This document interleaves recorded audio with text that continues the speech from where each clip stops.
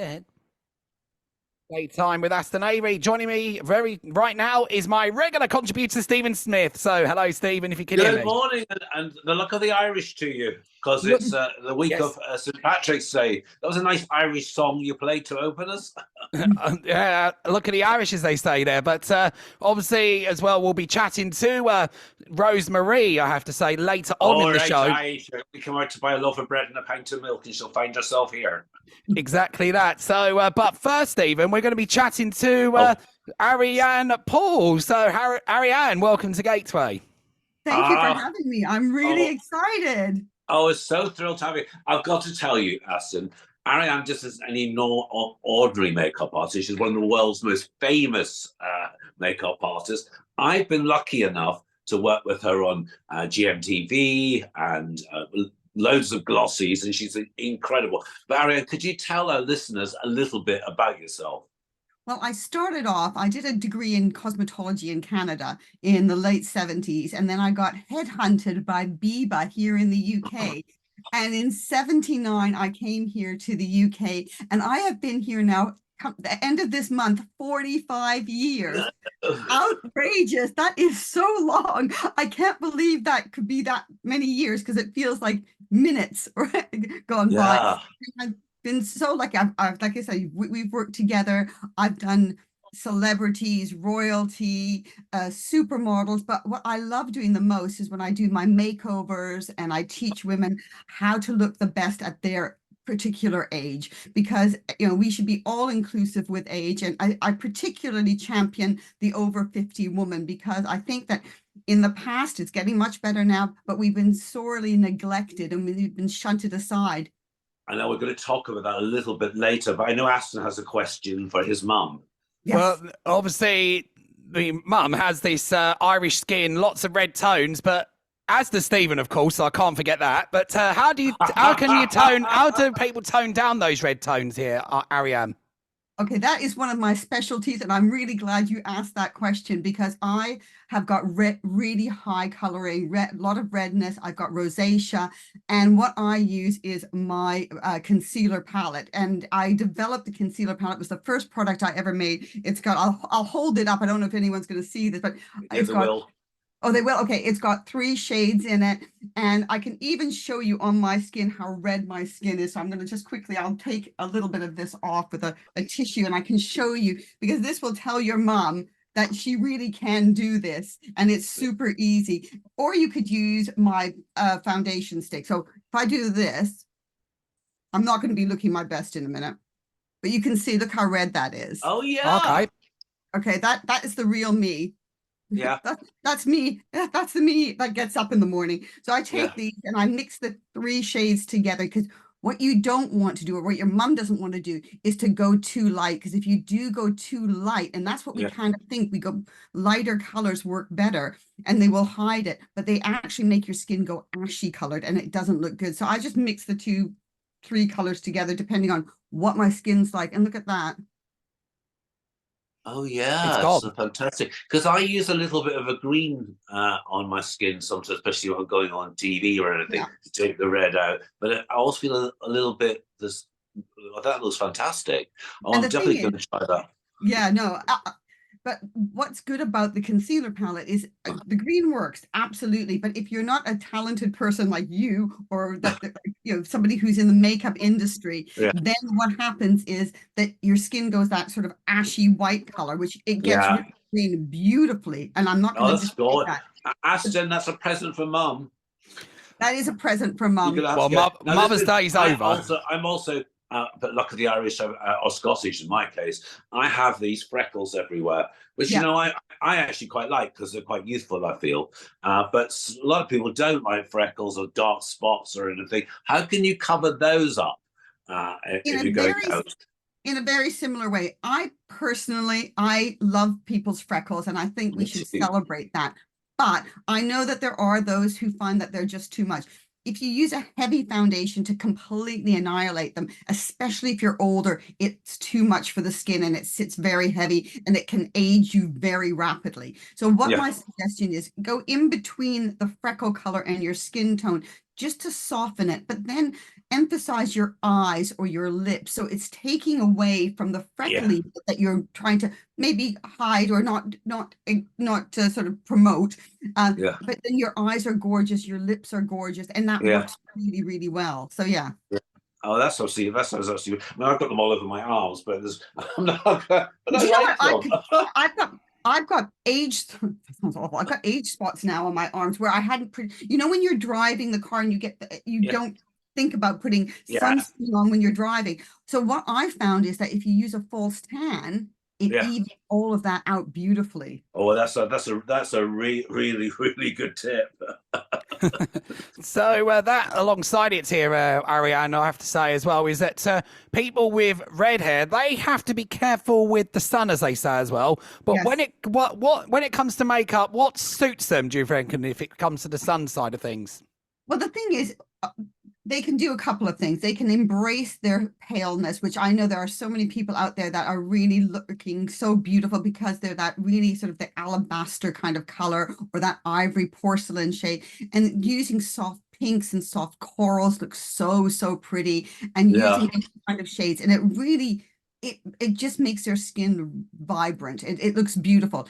If on the other hand they wanted to bronze themselves up, they're really in luck, because nowadays we have so many different bronzing products that you don't have. It's not one size fits all. So if you are a paler complexion and you want to create a bit of a glow, you can use a paler shade of bronzer and just dust that over, and then use kind of honey and caramelly tones, and hair that would look sensational.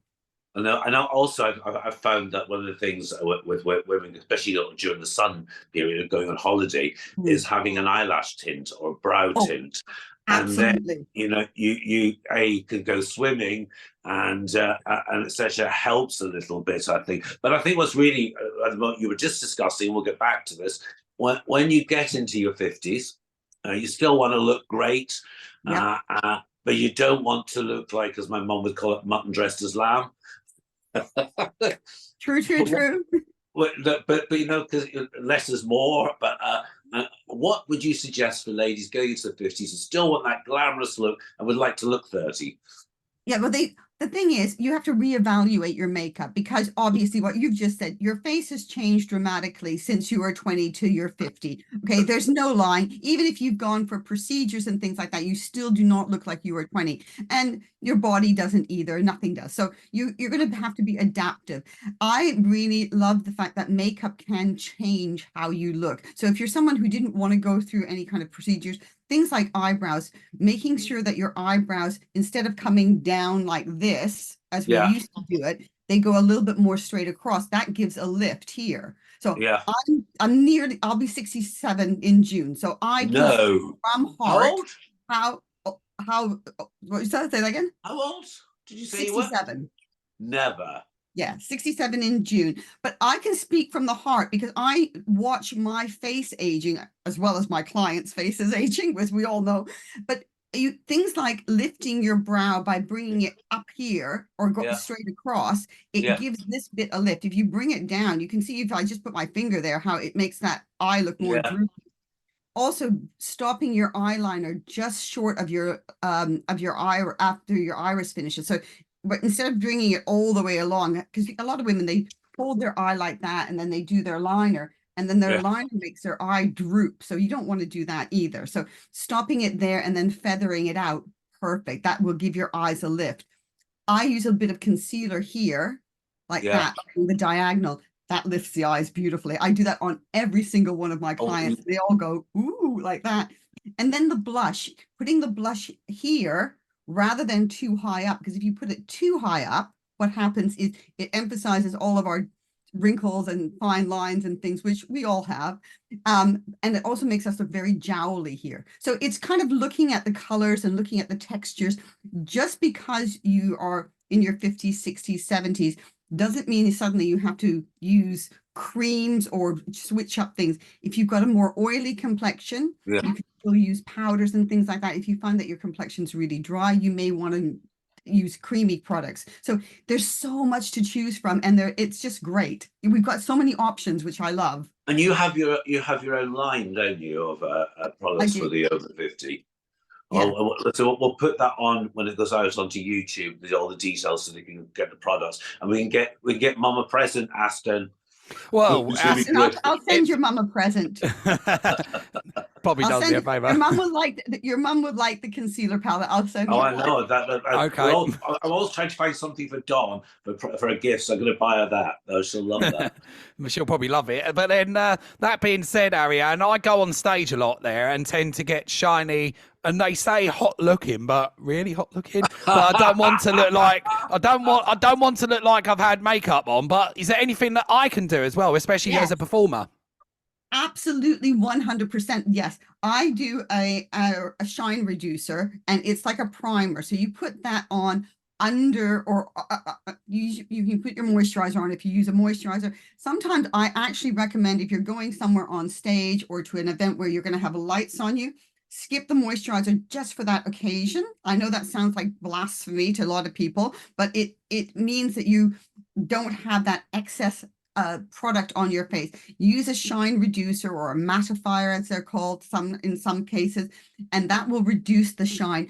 Don't put those things underneath your eyes, because you don't want to dry underneath your eyes. So it's mainly in the T-zone here where we get that shininess. And then the other thing you can use is one of these kind of things, which is the invisible blotting powder. And what I would use this with, not a big brush or anything. When we get shiny, I would take a little puff or a cotton pad and take it like that and just pat it on that shiny area, and that would really help. And I know a lot of male TV presenters use these two products, because I know the makeup artists that do their makeup, and it really does work. So I know that under those hot shiny lights, it works a treat. And it's so important as well, as Aston said. I mean, I went to an audition a couple of years back, and I was a bit flustered anyway. And I got there, and I looked at myself in the mirror as it was about to get filmed. I thought, oh, dreadful! And then I forgot the name of the product. Stephen, that's just it. I say this to women when I'm doing, like, the mothers of the bride or groom, and any situation where you're put in that you're going to be a little bit nervous, we release chemicals from our body, because that's the way we kind of balance ourselves up. Those chemicals come out in our faces, through our skin, through our pores, and it can deteriorate makeup. It can make us go look shiny and everything like that. So what you want to do is you want to do things that will not stop that from happening, but not make it look as obvious. Yeah, no. Funny enough, David Beckham's online at the moment doing his own makeup. Don't know if you've seen it. So he's promoting male makeup, Aston. So you're all right to wear makeup. But it was great. Do you have any makeup products for men in your line? All of the products can be used by men. I mean, Yeah. it is completely up to them what they use. I know that a lot of guys use our brow mascara if they've got graying brows. I know that a lot of them use our ultimate face tint. The concealer palette is, like I said, that is a real must-have for so many, male, female, it doesn't matter what age either. The invisible powder, the primers, depending on what your skin type is like. So it's right across the board. And I know that when I was doing films and things like that, when I had to do male models or male actors, I would use my products, and they went, "Oh, this looks so natural." And it's because it's not formulated for theater, or for television, but it actually does work in that kind of environment. Absolutely. Well, listen, we live in an age where image is everything. Who do you think embodies beauty at the moment? Who would you say was an I inspiration? tell you who I really love. There's two people. Can I say two people? One is Helen Mirren. Helen Mirren, I love her because I love the way she changes up her hair, she changes up her makeup, she changes up her clothes. Total admiration for this woman. The other woman that I totally admire is Norma Kamali. She is an American fashion designer. I actually wore her dress when I got married, and it was a bright like this. Wow. But she is 76, 77, something like that. People look her up, Norma Kamali. Yeah. You will not believe that she is that old. She looks incredible, and it's her lifestyle choices. She exercises, she does yoga, she does all this. She is the most flexible person I've ever seen in my life, and it's somebody that, and she has a really good philosophy on life as well. So those are my two women that I look at and think, wow, those are women that I really admire and want to emulate. I mean, you look so fantastic. Fantastic full stop. If I hate to use the word for your age, because I always hate that word. But I know we're not supposed to use that, but the thing is, we get categorized in ages, and I don't find it an insult if someone says about your age.